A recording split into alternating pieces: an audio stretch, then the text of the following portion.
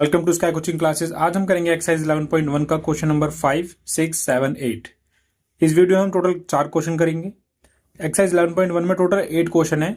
इसके जो पहले 4 क्वेश्चन है वो मैं पहले करवा चुका हूं, जिसका लिंक आपको डिस्क्रिप्शन बॉक्स में मिल जाएगा। तो चलिए शुरू करते हैं फटाफट से। क्वेश्चन नंबर 5 आपके सामने है। What length of tarpaulin 3 metre wide will be required to make a conical tent of height 8 metre, base radius 6 centimetre. आपके सामने एक तारपुलिन दिया गया है, जिसे हिंदी में तिरपाल भी कहा जाता है। ये जो तारपुलिन है ये 3 मीटर वाइड है, यानी जो इसकी चौड़ाई है वो 3 मीटर है। ठीक है। और इस तारपुलिन की मदद से हमें एक टेंट बनाना है ना।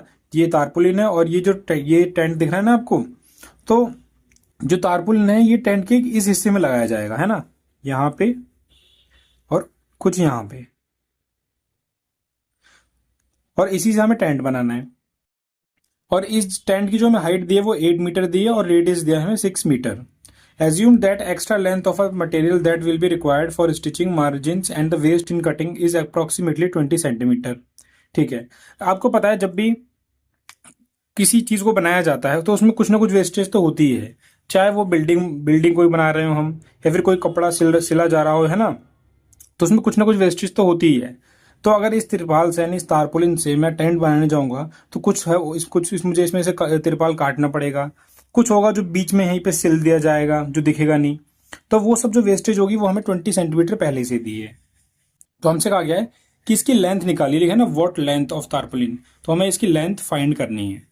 चलिए फटाफट से करते हैं। तो आप ध्यान से दीजिए कि ये जो तारपुलिन है यानी जो तिरपाल है, यही तिरपाल गोल यानी राउंड होके इस टेंट के चारों तरफ लग जाएगा। ठीक है, यानी ध्यान से दीजिएगा कि ये जो तारपुलिन है इस टेंट के चारों तरफ लगेगा, और अगर ये तारपुलिन इस टेंट के चारों तरफ लगेगा यानी इस हिस्से में और बैक मान लीजिए पीछे की तरफ, तो ये हो जाएगा हमारा कर्व सरफेस एरिया। तो यानी ये जो तारपुलिन है इसका एरिया और टेंट का कर्व जो सरफेस एरिया है वो दोनों बराबर होंगे। अगर मैं दोनों को आपस में बराबर रख दूं तो मेरा आंसर आ जाएगा। तो देखते हैं मुझे क्या क्या चीज गिवन दी गई है। सो 3 मीटर वाइड हमें दी गई है ब्रेथ ऑफ तारपुलिन,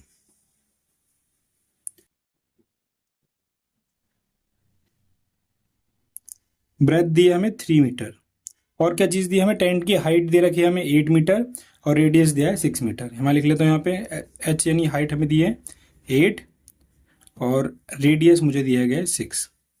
तो मैं क्या करूंगा, और मुझे फाइंड क्या करना है, लेंथ फाइंड करनी है, लेंथ ऑफ तारपुलिन।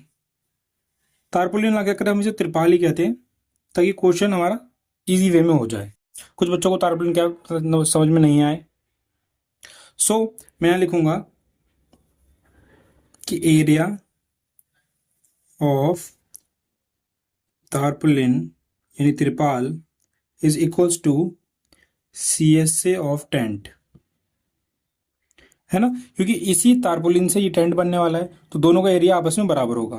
तो टेंट का जो कर्व सरफेस एरिया है वो तारपुलिन के एरिया के बराबर होगा। इसका फॉर्मूला होता है, ये एक रेक्टेंगल की शेप में, तो इसका फॉर्मूला होगा लेंथ इंटू ब्रेथ। और आपको पता है कि curve surface area of cone क्या होता है, पाई आर एल। तो मैं लिख दूंगा पाई आर एल। मेरे पास ब्रेथ है, पाई की वैल्यू हमें यहाँ पे दी गई है 3.14, मैं इसे पुट कर दूंगा यहाँ पे। आर रेडियस हमें क्वेश्चन में दिया गया है 6, लेकिन एल नहीं है मेरे पास, तो मुझे क्या करना पड़ेगा, एल को निकालना पड़ेगा। चलिए फटाफट से एल निकाल लेते हैं। एल यानी क्या होता है, स्लांट हाइट। तो मैं लिख लेता हूँ यहाँ पे स्लांट हाइट। एल निकालने का जो फॉर्मूला होता है वो होता है अंडर रूट में h² प्लस r²। एच हमें क्या दिया है 8 मीटर, तो मैं लिख दूंगा 8 का स्क्वायर, और रेडियस हमें दिया है 6, तो मैं लिख देंगे 6 का स्क्वायर। अंडर रूट चलता रहेगा, 8 का स्क्वायर होता है 64, 6 का स्क्वायर होता है 36, दोनों को ऐड करेंगे मेरा आएगा 100। अब अंडर रूट से बाहर निकालने के लिए हमको उसको तोड़ना पड़ता है, तो मैं इस 100 को तोड़ दूंगा 10 इंटू 10 में। 2 बार 10 हो गया, तो 1 बार 10 क्या होगा, बाहर आ जाएगा। अगर आपको साफ साफ ना दिख रहा हो तो मैं थोड़ा सा ऊपर कर लेता हूँ। ठीक है, सो 2 बार 10 हो गया तो 1 बार 10 बाहर आ गया, तो जो मेरी एल था वो हमारा आया 10। अब इस एल को इस फॉर्मूले में भरते हैं और फटाफट से अपना आंसर निकालते हैं। लेंथ हमें नहीं दी गई है लेकिन ब्रेथ दी गई है। ब्रेथ कितनी दी है हमें, 3 मीटर है, तो लिखेंगे एल इंटू 3।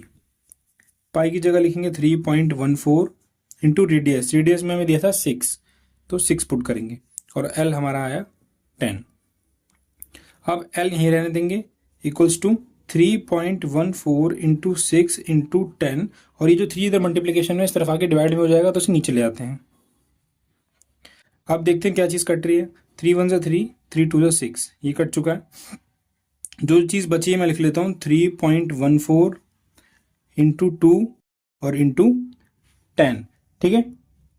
इसको इससे मल्टीप्लाई कर देते हैं। 2 4 ज़ा 8, 2 1 ज़ा 2 और 2 3 ज़ा 6, और 2 डिजिट के बाद पॉइंट है तो 2 के बाद पॉइंट लगा देते हैं, इंटू 10। आप क्या करेंगे, इसको 10 से मल्टीप्लाई करेंगे। जब भी पॉइंट की वाली डिजिट को 10 से या फिर 100 से 1000 से यानी जीरो वाली से, जो जीरो वाली डिजिट होती है उनसे मल्टीप्लाई किया जाता है तो पॉइंट क्या होता है, एक आगे आ जाता है। अगर एक जीरो है तो पॉइंट एक आगे आएगा। अगर मान लीजिए यहाँ 2 जीरो थे तो पॉइंट 2 आगे आता। अभी फिलहाल एक है तो मैं इसको क्या करूँगा, सेम लिख के पॉइंट को एक आगे लगा दूंगा, यानी 62.8। सो जो लेंथ थी तारपुलिन की वो है 62.8, लेकिन ये पूरी लेंथ नहीं है। पूरी लेंथ कब निकलेगी, जब मैं जो 20 सेंटीमीटर इसमें जो वेस्टेज है ना, वो भी मैं इसमें जोड़ दूंगा, तब पूरी लेंथ निकलेगी। चलिए फटाफट से जोड़ते हैं इसे। सो टोटल लेंथ,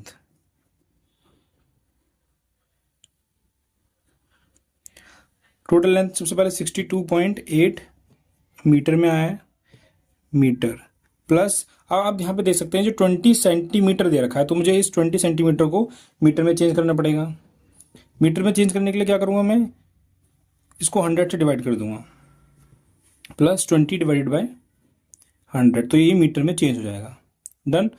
1 0 से 1 0 यहाँ पे कट गया, 62.8 प्लस इसको इससे डिवाइड करेंगे, हमारा आंसर आएगा 0.2, और 62.8 और 0.2 को जब मैं ऐड करूँगा तो मेरा आंसर आएगा 63.0 मीटर, यानी टोटल 63 मीटर तारपुलिन की लेंथ थी हमारी।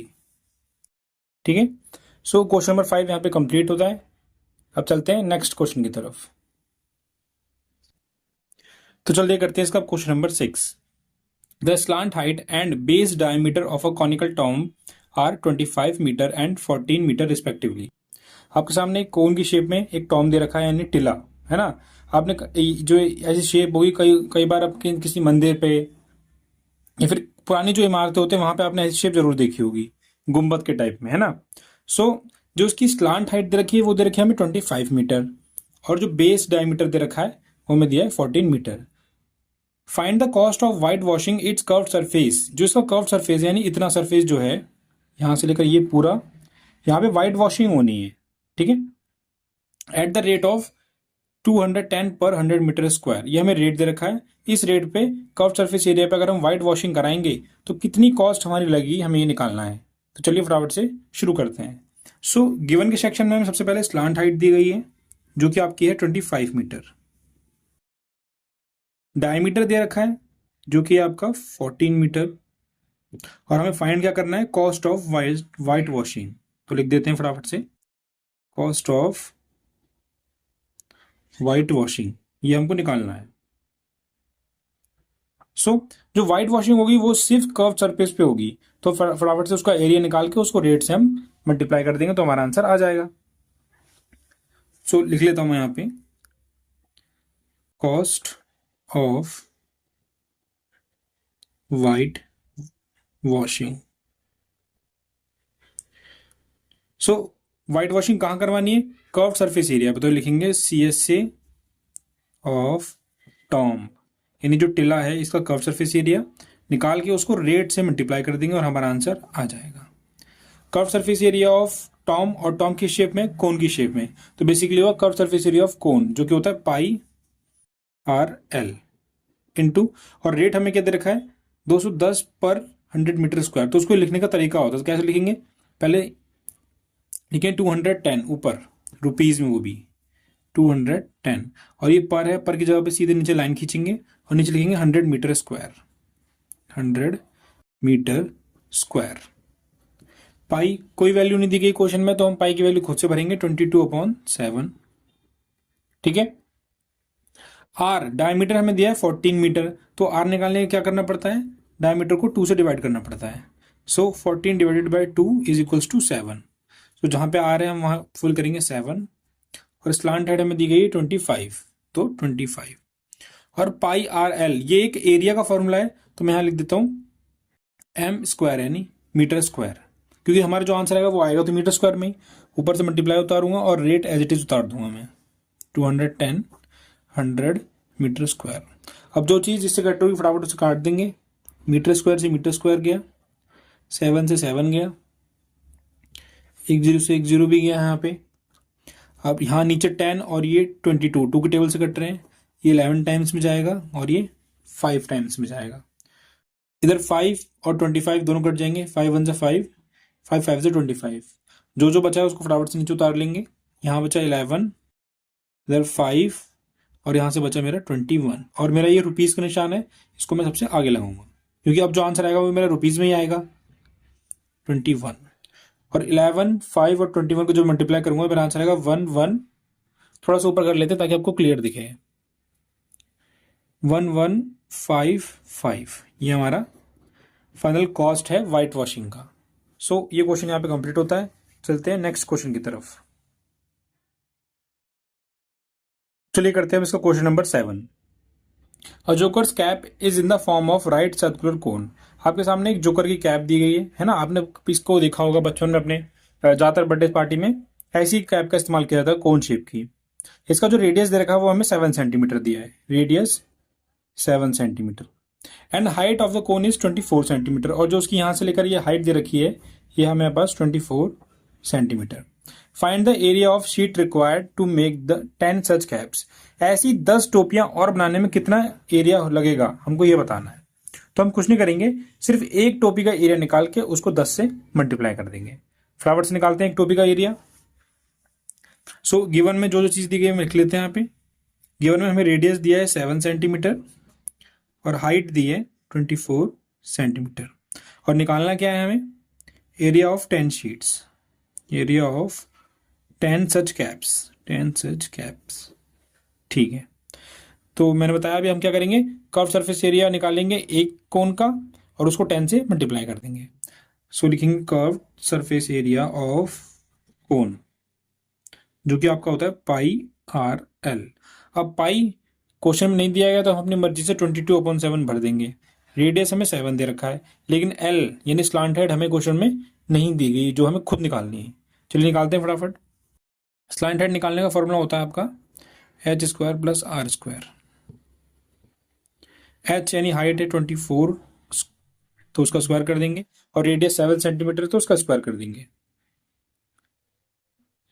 24 का स्क्वायर होगा आपका 576 प्लस 7 का स्क्वायर होगा आपका 49, दोनों को ऐड करेंगे 625।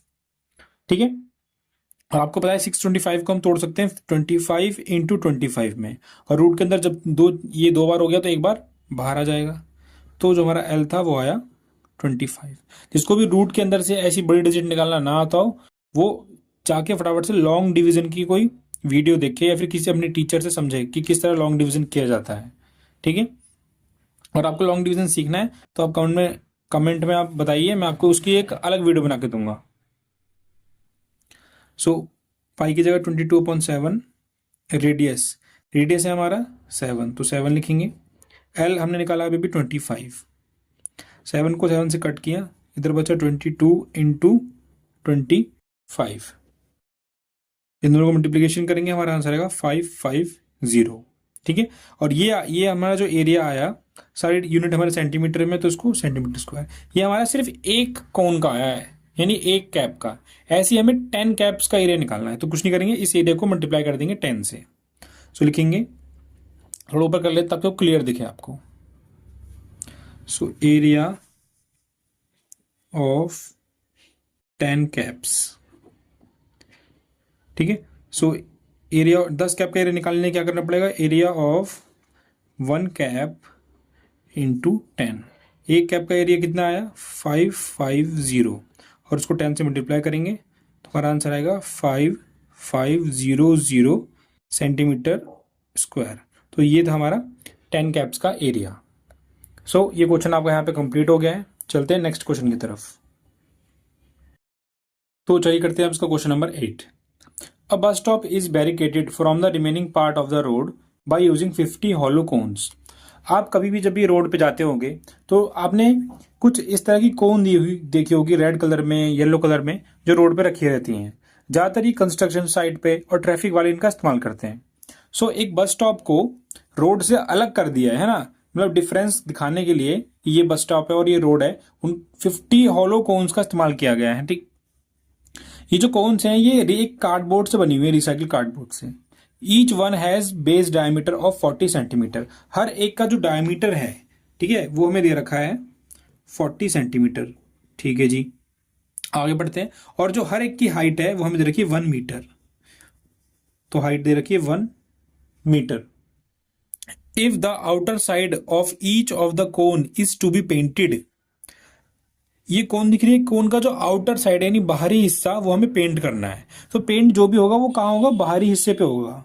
बाहरी हिस्सा मतलब कर्व सरफेस एरिया निकालने को कहा जा रहा है हमसे। ठीक है जी, ठीक है।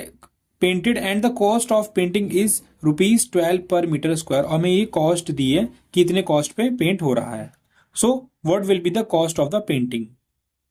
इन सारी कोन को पेंट करने का क्या खर्चा आएगा हमें वो निकालना है। हमें पाई की वैल्यू 3.14 यूज करनी है और क्वेश्चन में कहीं भी अंडर रूट में 1.04 आता है तो हमें उसे यूज करना है 1.02। तो चलिए फटाफट से करते हैं। तो हम कुछ नहीं करेंगे, कॉस्ट ऑफ पेंटिंग निकालने के लिए 50 कोन्स का जो कर्व सरफेस एरिया है उसको रेट से मल्टीप्लाई कर देंगे। ठीक है, तो मैं फटाफट से यहां लिख लेता हूं कि हमें क्या करना है। सो कॉस्ट ऑफ पेंटिंग ये हमको निकालना है। कॉस्ट ऑफ पेंटिंग निकालने के लिए मैं क्या करूंगा, CSA ऑफ 50 कोन्स, यानी जो 50 कोन्स का कर्व सरफेस एरिया है उसको रेट से मल्टीप्लाई कर दूं। ठीक है जी, कर्व सरफेस एरिया 50 कोन्स, एक कोन का एरिया निकालने के लिए कौन सा फॉर्मूला यूज होता है, πRL। और हमें ऐसी कितनी कोन का निकालना है, 50 कोन का, तो इसी को मैं 50 से गुणा कर दूंगा और इनटू रेट। और रेट हमें क्या दे रखा है, ₹12 पर मीटर स्क्वायर। तो रुपीज की जगह रुपीज लिखेंगे, 12 ऐसे ही, पर की जगह नीचे लाइन खींचेंगे और मीटर स्क्वायर लगा देंगे। ठीक है जी, इसको थोड़ा सा हम साइड में कर लेते हैं ताकि हमारी क्वेश्चन अच्छे से सॉल्व हो जाए। सो πRL, पाई की वैल्यू हमें यहाँ पे दी है 3.14, पुट कर दीजिए 3.14। रेडियस हमें क्वेश्चन में नहीं दिया गया, हमें निकालना है। सो डायमीटर हमें दिया है 40 सेंटीमीटर, तो इससे रेडियस निकालेंगे। सो रेडियस निकालने का फॉर्मूला होता है D/2, यानी डायमीटर को 2 से डिवाइड कर दो। डायमीटर आया 40, सो डिवाइड करूंगा 2 से, तो मेरा आंसर आएगा 20 सेंटीमीटर। लेकिन अगर आपने ध्यान दिया हो तो डायमीटर सेंटीमीटर में और हाइट मीटर में, तो हमें क्या करना पड़ेगा, इस सेंटीमीटर को मीटर में चेंज करना पड़ेगा। इसके लिए हम क्या करेंगे, इसको 100 से डिवाइड कर देंगे। सो 20 डिवाइडेड बाय 100, 1 जीरो से 1 जीरो कटा, हमारा आंसर है 0.2 मीटर, क्योंकि अभी मीटर में चेंज हो गया है और यही वैल्यू हम यहाँ पुट करने वाले हैं। सो 0.2 और into L means slant height. Question में कहीं भी स्लांट हाइट नहीं दी है, हमें वो खुद निकालनी है। चलिए फटाफट से निकालते हैं, थोड़ा सा ऊपर कर लेते हैं ताकि आपको साफ और क्लियर दिखे। स्लांट हाइट निकालने का फॉर्मूला आपको पता ही होगा, h² plus r²। h means height और r मीन्स रेडियस। h हमें कितना दिया है 1, तो 1 का स्क्वायर, और रेडियस अभी हमने निकाला 0.2 का स्क्वायर। 1 का स्क्वायर आएगा 1 और 0.2 का स्क्वायर आएगा 0.04 आएगा। ठीक है, दोनों को ऐड करेंगे, ऐड करने में मेरा आंसर आएगा 1.04। और हमें क्या कहा गया था कि क्वेश्चन में कहीं भी 1.04 दिया हो तो उसको आप लिख दीजिए 1.02। तो मैं उसको लिख सकता हूं 1.02। ठीक है, तो मेरी जो L था वो आ गया मेरा 1.02। तो यहाँ पे मैं फिल कर दूंगा 1.02 इंटू 50, और यहाँ मीटर स्क्वायर और लगाऊंगा मैं। क्यों, क्योंकि ये एक एरिया है ना, और एरिया किस में निकलता है, मीटर स्क्वायर में। तो मैं लगा दूंगा मीटर स्क्वायर इंटू रेट है हमारा ₹12 मीटर स्क्वायर। अब जो कट रहा होगा आप उसे काट दीजिए, वैसे तो एक ही चीज कट रही मीटर स्क्वायर से मीटर स्क्वायर। तो इसको आसान कैसे करेंगे, क्योंकि कुछ तो कटने वाला है नहीं और सब में पॉइंट है। सो डिवाइड करना आपके लिए मल्टीप्लाई करना मुश्किल हो जाएगा। तो मैं क्या करूंगा, पॉइंट हटाने की कोशिश करूंगा। कैसे, ध्यान से देखिए, मैं पॉइंट बिल्कुल नहीं लगा रहा हूँ किसी भी डिजिट में, उसको एज इट इज लिख रहा हूँ। देखिए, इसका पॉइंट हटाने के लिए क्या करना पड़ेगा, पॉइंट के बाद देखिए डिजिट कितने हैं, 2, तो नीचे 100 लिख दीजिए यानी 2 0। पॉइंट के बाद एक डिजिट है, नीचे 10 लिख दीजिए यानी 1 0। पॉइंट के बाद 2 डिजिट, नीचे 100, done. 50 as it is into ₹12 as it is. अब जो कट होता है मैं उसको काट दूंगा। क्या क्या कट हो रहा है ये देखिए, 50 1 ज़ा 50, 50 2 ज़ा 100, और ये 2 से 2 गया।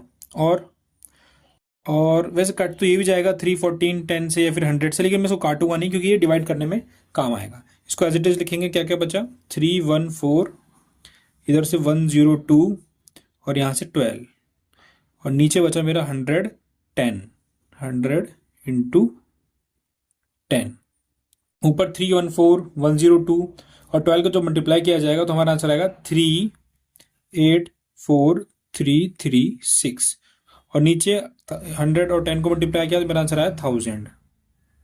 कुछ नहीं करना, डिवाइड करना बहुत आसान है। आप एज इट इज लिखिए 3 8 4 3 3 6। अब देखिए नीचे कितने जीरो हैं, 1 2 3, 3 जीरो है ना, तो 1 2 3, 3 के बाद आप क्या लगा दीजिए, पॉइंट, और आपका डिवाइड हो गया। कुछ लोग कहेंगे पीछे बुक में आंसर सही नहीं दे रखा है या फिर मेरा आंसर गलत है, तो ध्यान से देखिए, पीछे आपको बुक में आंसर दे रखा होगा 384.34, है ना, यानी 34। सो ये हमारा जो आंसर आया रुपीज में आया। रुपीज में आंसर आने के बाद जो आगे का हिस्सा होगा वो रुपीज में पड़ा जाता है, और पीछे का हिस्सा पैसे में। और ये देखा 336, तो मैं इसको राउंड ऑफ करके क्या लिख सकता हूं, 384.3, और ये 36 को राउंड ऑफ करके मैं लिख दूंगा 4, है ना, तो ये बन जाएगा मेरा 34, यानी 384.34 आपका खर्चा होने वाला है किसमें, पेंटिंग में। सो टोटल 4 क्वेश्चन थे, हमने ये कंप्लीट कर लिए हैं। पूरी एक्सरसाइज हमारी 11.1 कंप्लीट हो गई है। मिलेंगे अगली वीडियो में जल्दी, तब तक के लिए धन्यवाद।